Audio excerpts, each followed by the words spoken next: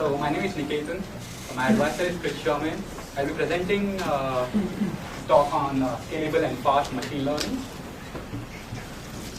So first, why is it important? Consider the Boston incident. Everyone must have seen this video in news, right? So there was a surveillance camera that captured this video. Imagine if there would have been an alert that would have been sent to police once the surveillance camera captures this. A lot of unfortunate incidents must have could be avoided. So this can be easily done using machine learning. Well, not so easily, but this can be done with machine learning.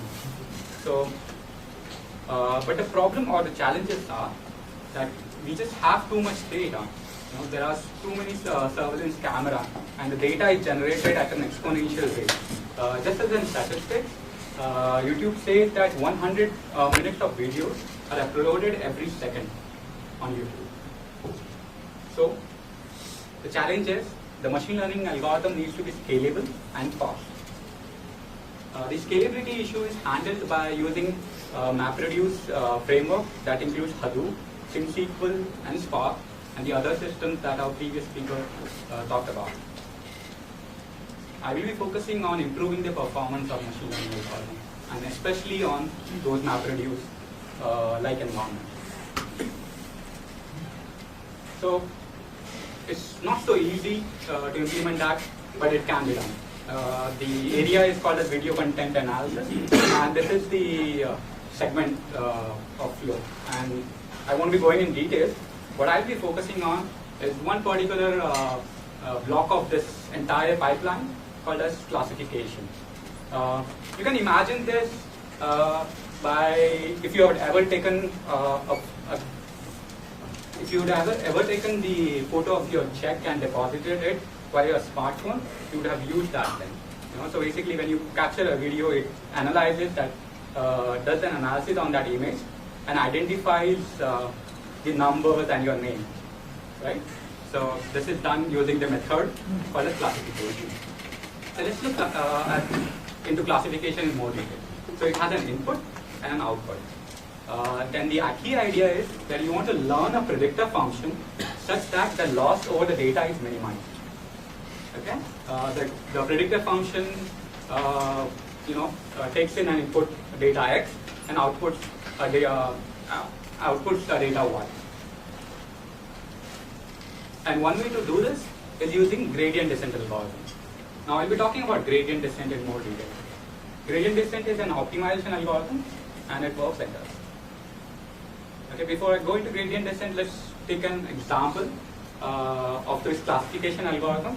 And one such classification algorithm is called as linear regression.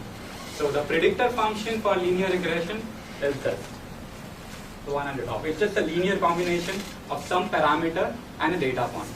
The loss is calculated using squared loss. So the linear regression predictor will predict an output y, and you compare it with two outputs, and you square that error. Okay? And the last line is just a gradient of this loss function. You apply some linear algebra on this function, and you get this value. Okay? So let's go, look into the gradient descent in more detail. So the idea is pretty simple. You start with an initial guess of this parameter w, and you perform this iteration until the value of w converges. The updates are done in a very simple way, or using this. The next value of w, or the next guess of w, is previous. It uses the previous value and an expected loss. Okay, so this is an expected loss over the data, and this is some learning rate that we'll safely ignore for now, and it will be discussed later. So if you're jumping and saying, why not use a regularized version? Well, in the regularized version, you simply replace this wi by some multiplier. Okay, so we'll just talk about non-regularized versions for now. Okay, I'm going to talk about linear regressions, but there are other classifiers and other machine learning algorithms that can be solved using gradient descent. Some of these are SVM, Gaussian mixture model that our previous speaker talked about. There are perceptron, Adeline, K-means, Bayesian lasso, So all this can be implemented using gradient descent. So I'm just not going to talk about linear, any methodology that I talk will be equally applicable to this method. So let's focus entirely on gradient descent. Okay. So let me recap. You start with an initial guess and you update using this equation, and until the value of W converges. So there are three key research areas in gradient descent. The first one focuses on varying this learning rate. Okay. So how does, there are many works in this learning rate. People use constant learning rate. They start with a small learning rate and increase if you're going in correct direction, or decrease. You monitor the loss and increase or decrease the rate accordingly. And people use line search to determine a good enough learning rate. And they increase or decrease the learning rate using some heuristic formula. Okay, so this is a related work in the area of how to find an optimal learning rate for the algorithm. Okay, we are not going to be focused on that. And then there is similarly parallel work that is going on in an area where the number of dimensions are too high. Okay, there is Hogwild and some distributed stochastic gradient. Okay.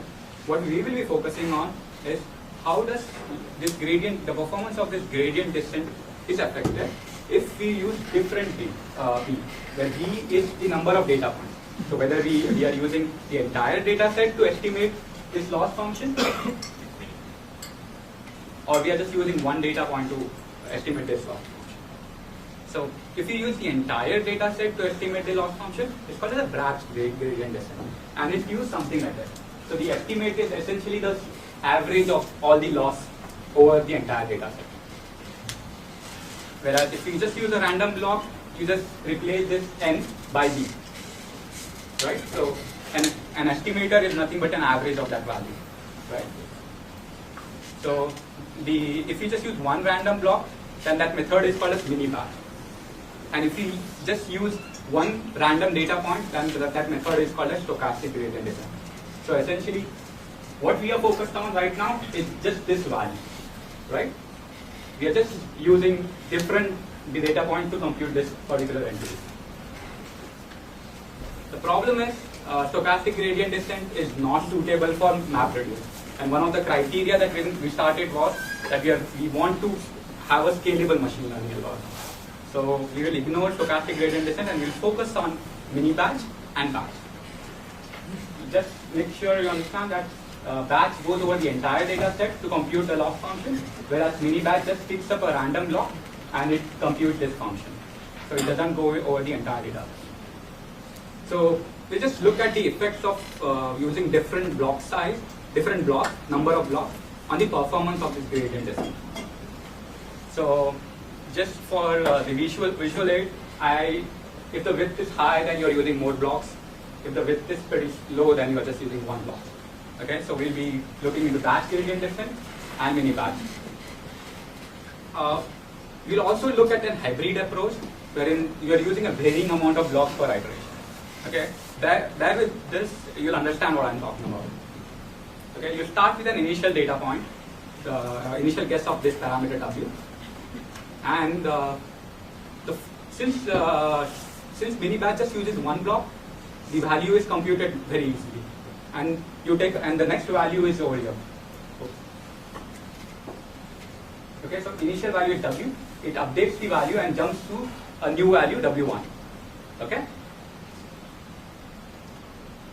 Then good. All three look same to me. I'm sorry. All three looks. I think they are same. No, they are same. Yeah. Okay. So this is nothing but a contour plot of the loss function. Okay. So the idea is there is this value. A data point in that spatial dimension shows that particular value. Okay. So if you imagine there is an x here and y here, then this point says that W is this x and this y. Okay. So the contour plots represent the loss function, and the idea of this gradient descent is to find its optimal value W. Okay. So somehow you have to navigate through this lost surface and reach that W. That's why we are using this gradient descent. And this value shows that if you start with an initial value here, and the gradient is pointed in this direction, so you jump from W0 to W1 here, and then you calculate the gradient again for a new mini block, and then you jump to value W1, W2 over here. Right? So since mini batch is just using one block, it's computed much faster. Okay. But let's say k is 2. So right now you'll get the value k as well. Right? So it takes a next step. Okay. Note that I have just I'm using a dotted line to represent that it's using fewer blocks. It's not going through the entire data set.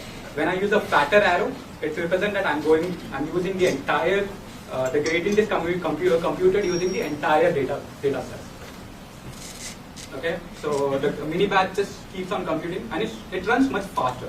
But the problem is, since it's computing over a single data point, the gradient that is computed is probably inaccurate. That's why it's keeping on jumping all over the place.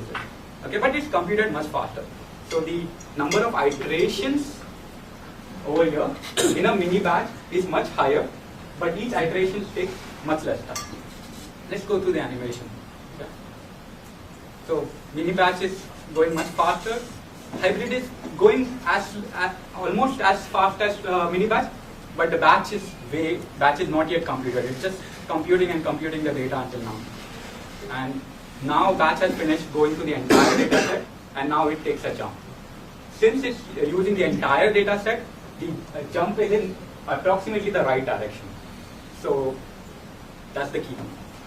So yeah.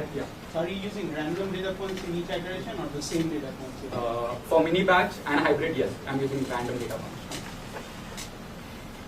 Batch, it doesn't make any sense because you're going to the entire data set. So hybrid and mini batch are jumping much faster, but hybrid tends to go in somewhat of a focal direction because it's using more data set.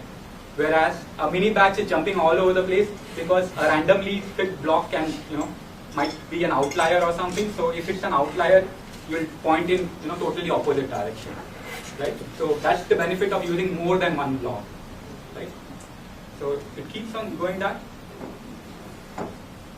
Now notice that what has happened is the hybrid now has, seen that you're almost near to the data point, the optimal value, right? So let's not pick a random data point and go in outside directions. If you have reached near the optimal data point, why not convert to batch? Why not wait and use more number of blocks over here to find the estimate value and take the next jump in right direction, right? Why? Yeah. How will you know that it's near the optimal? Yeah, that is something that there is an oracle that's telling you that. Okay, you don't know that. I've not told you why an hybrid approach works. You could use a simple rule. Just for the sake of example, run a stochastic gradient descent for 100 iterations and then convert to batch. This is as simple as that, right? Right. So in first 100 iterations, it will jump all over the place, and if you believe that after 100 iterations, stochastic gradient descent should converge to somewhat of an optimal region, then it would make sense to do a batch algorithm. Lot of companies actually, especially that deals with large amount of data analysis, use this trick. Okay.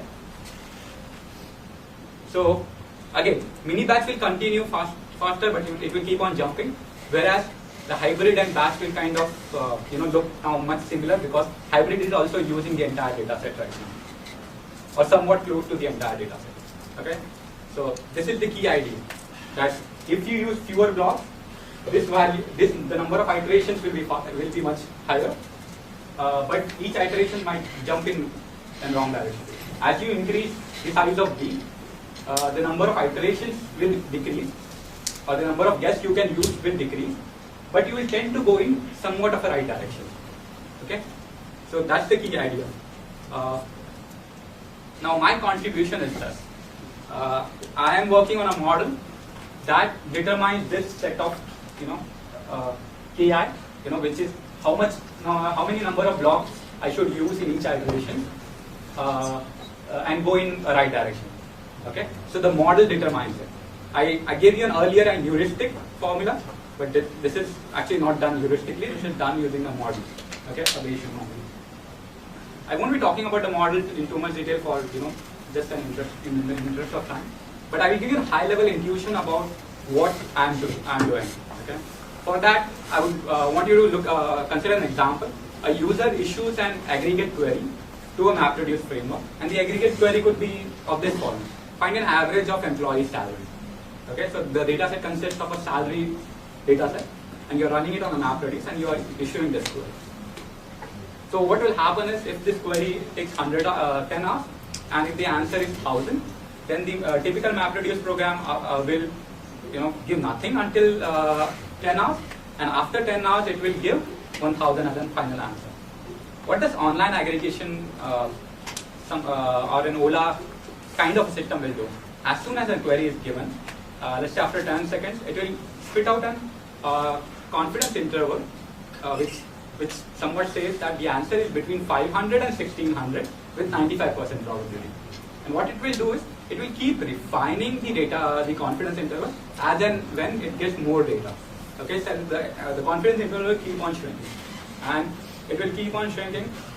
And as you get closer, as you process the entire data set, the final answer will be, basically your point estimate. That is, the answer is 1000, right, with 100% probability.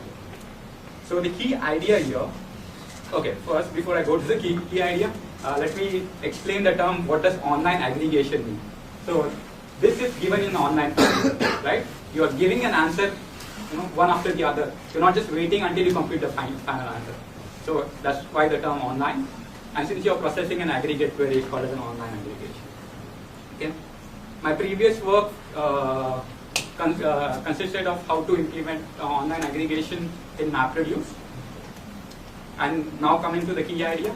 If the key idea is, if an acceptable answer is reached early, then the query can be stopped. So you might have noticed that in this, after 2 minutes, if the confidence interval is pretty close, 999 to 1001, you don't need to go ahead. And this key idea can be used to find out that stopping criteria that I talked about. So if you have found the value of loss, the gradient of loss to a certain degree, you can just restart a new iteration. So that is where my algorithm lies. And just to summarize everything, this work is in progress. What I'm doing is I'm using online aggregation to implement gradient descent on MapReduce. My hypothesis is, using online aggregation, it will improve the performance of gradient descent. And this kind of intuition is given using the hybrid approach, right? You do agree that hybrid approach will somehow be better than using purely batch or purely stochastic, right? So that's my hypothesis. And since you're improving gradient descent, and since the many machine learning algorithms can be implemented using gradient descent, it will improve the performance of machine learning algorithms. And since I'm using MapReduce, I'm addressing the scalability. And thanks for holding up the questions, and you can ask me.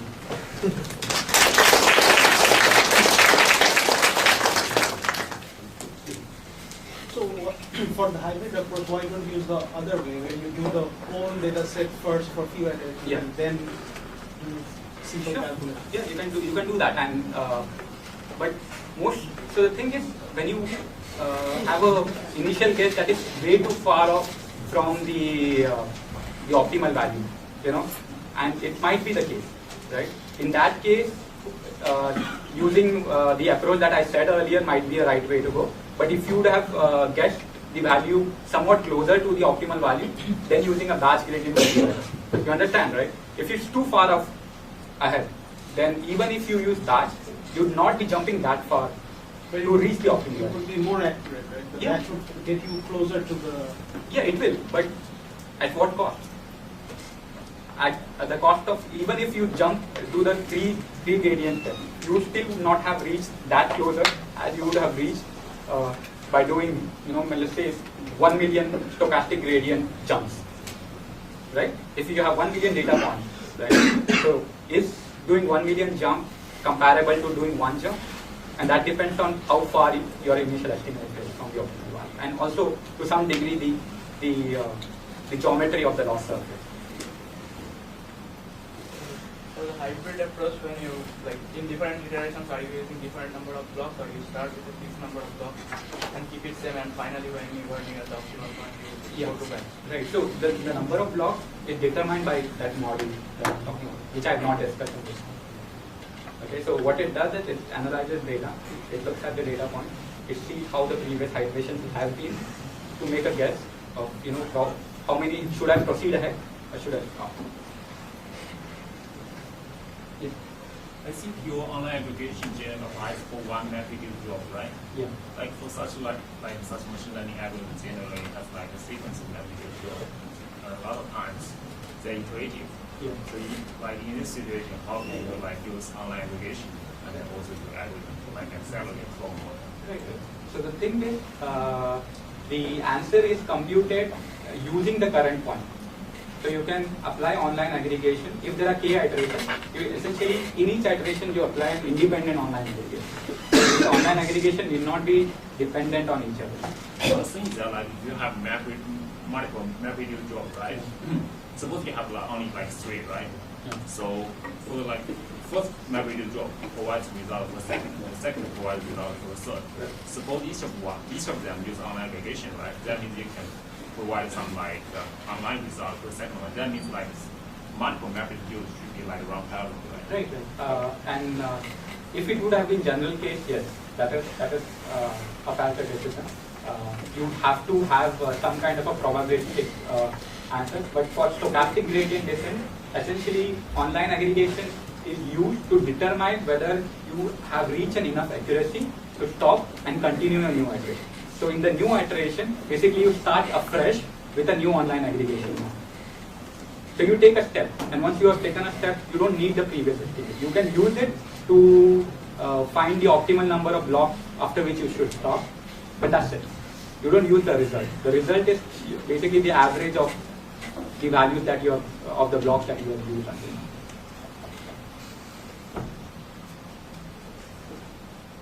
Thank you.